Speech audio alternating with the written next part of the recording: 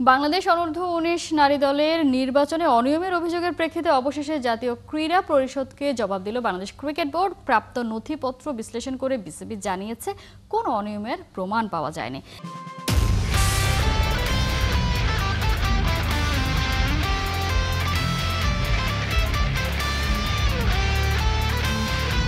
গেল ৮ সেপ্টেম্বর অনূর্ধ্ব-১৯ খেলোয়াড় রিয়া আক্তার নির্বাচনী প্রক্রিয়া অনিয়মের অভিযোগ তুলে এনএসসিকে চিঠি দেন। এরপর ১৭ সেপ্টেম্বর এনএসসি বিসিবির কাছে ব্যাখ্যা চায়। বিসিবির পক্ষ থেকে জানানো হয়, পরিচালনা পর্ষদের নির্বাচন চলায় সংশ্লিষ্ট বিভাগগুলো সীমিত কার্যক্রমে ছিল, তাই জবাব দিতে কিছুটা দেরি হয়েছে। নতুন বোর্ড দায়িত্ব নেওয়ার পর নথিপত্র পর্যালোচনায় তারা নিশ্চিত করেছে নির্বাচন ছিল স্বচ্ছ।